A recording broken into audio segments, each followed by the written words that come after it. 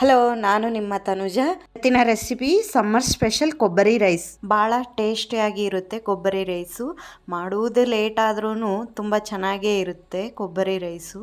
ಇದು ಲಂಚ್ ಬಾಕ್ಸಿಗಾಗಲಿ, ಮಧ್ಯಾಹ್ನ ಊಟಕ್ಕಾಗಲಿ, ನೈಟ್ ಆಗಲಿ ತುಂಬ ಚೆನ್ನಾಗಿರುತ್ತೆ. ನೀವು ಬಿಸಿದೇ ತಿನ್ನಬೇಕಂತ ಏನು ಅವಶ್ಯಕತೆ ಇಲ್ಲ, ತಣ್ಣಗಾದ್ರೂ ತಿನ್ಬೋದು. ತುಂಬ ಟೇಸ್ಟಾಗೇ ಇರುತ್ತೆ.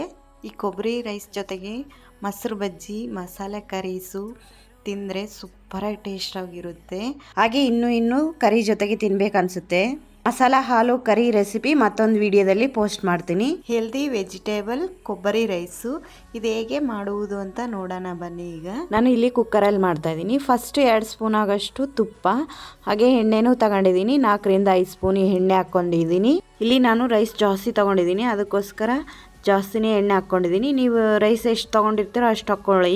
ಈಗ 2 ಇಂಚಿನ 4-5 ಚಕ್ಕೆ, ಹಾಗೆ ಪಲಾವ್ ಎಲೆ, ಹಾಗೆ 4ರಿಂದ 5 ಏಲಕ್ಕಿ, ಹಾಗೆ 5ರಿಂದ 6 ಲವಂಗ, 1 ಸ್ಪೂನ್ ಆಗಷ್ಟು ಸಾಜೀರ. ನಿಮ್ಮ ಹತ್ರ ಸಾಜೀರ ಇಲ್ಲಾಂದ್ರೂ ಸಾಸಿವೆ ಜೀರಿಗೆನೂ ಹಾಕ್ಕೋಬಹುದು. ಈಗ ಒಂದು ಈರುಳ್ಳಿನ ಉದ್ದುದ್ವಾಗಿ ಸಣ್ಣಗೆ ಹಚ್ಕೊಂಡಿರೋದ ಆನಿಯನ್ ಹಾಕ್ಕೊಳ್ತಾ ಇದ್ದೀನಿ. ಹಸಿಮೆಣಸಿನ್ಕಾಯಿ 5ರಿಂದ 4 ತೊಗೊಂಡಿದ್ದೀನಿ, ಉದ್ದುದ್ವಾಗಿ ಹಾಕ್ಕೊಂಡಿದ್ದೀನಿ. ಹಾಗೆ ಒಂದು ಸ್ವಲ್ಪ ಕರಿಬೇವು. ಈಗ ಇವನ್ನೆಲ್ಲ ಚೆನ್ನಾಗಿ ಫ್ರೈ ಮಾಡ್ಕೊಳ್ಳೋಣ.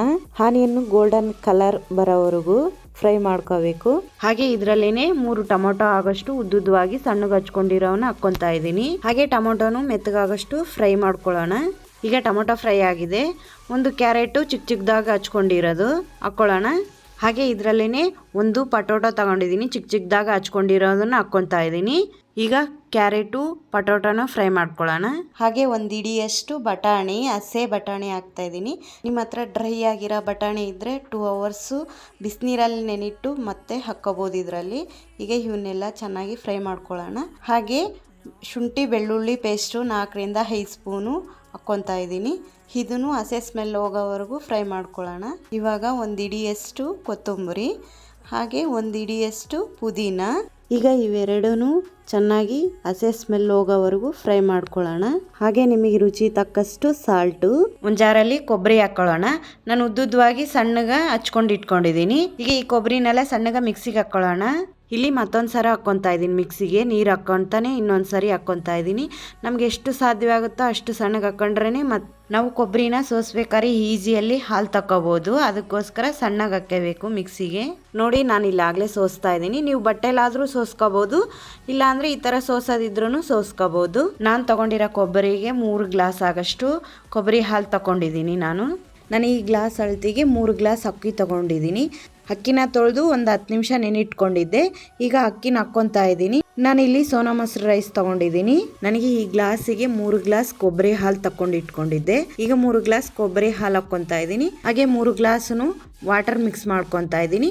ಕೊಬ್ಬರಿ ನೀವು ಜಾಸ್ತಿ ಇದ್ರೆ 6 ಗ್ಲಾಸನು ಕೊಬ್ಬರಿ ಹಾಲು ಹೋದು. ನಾನು ತಗೊಂಡಿರೋ ರೈಸಿಗೆ 6 ಗ್ಲಾಸ್ ಹಾಕೋಬೇಕಾಗಿತ್ತು. ಅದಕ್ಕೆ 3 ಗ್ಲಾಸ್ ವಾಟರು, 3 ಗ್ಲಾಸ್ ಕೊಬ್ಬರಿ ಹಾಲು ಹಾಕ್ಕೊತಾ ಇದ್ದೀನಿ. 1 ಸ್ಪೂನ್ ಆಗಷ್ಟು ಗರಂ ಮಸಾಲ ಇದ್ರೆ ಹಾಕ್ಕೋಬೋದು, ಇಲ್ಲ ಅಂದರೆ ಸ್ಕಿಪ್ ಮಾಡ್ಬೋದು, ಇದು ಆಪ್ಷನಲ್ಲು. ನೀವು ಸ್ಪೈಸಿ ತಿನ್ನಬೇಕು ಅಂದ್ರೆ ಮಸಾಲೆ ಥರ ಇರಬೇಕು ಅಂದ್ರೆ ಹಾಕ್ಕೋಬೋದು. ಕಸ್ತೂರಿ ಮೇಥಿ ಸ್ವಲ್ಪ ಮೆತ್ತು ಮಾಡಿ ಹಾಕ್ಕೋಬೇಕು. ರುಚಿಗೆ ತಕ್ಕಷ್ಟು ಸಾಲ್ಟು. ಈಗ ಇದನ್ನೆಲ್ಲ ಚೆನ್ನಾಗಿ ಮಿಕ್ಸ್ ಮಾಡಿ ಕುಕ್ಕರ್ ಕ್ಯಾಪ್ ಹಾಕ್ಕೊಂಡು 2 ವಿಜಿಲ್ ಕೂಗಿಸ್ಕೊಳ್ಳೋಣ. 2 ವಿಜಿಲ್ ಆದಮೇಲೆ ಕ್ಯಾಪ್ ತೆಗೆದು ನೋಡ್ತಾ ಇದ್ದೀವಿ. ನೋಡಿ ಎಷ್ಟು ಉದುರಾಗಿ ಚೆನ್ನಾಗಾಗಿದೆ.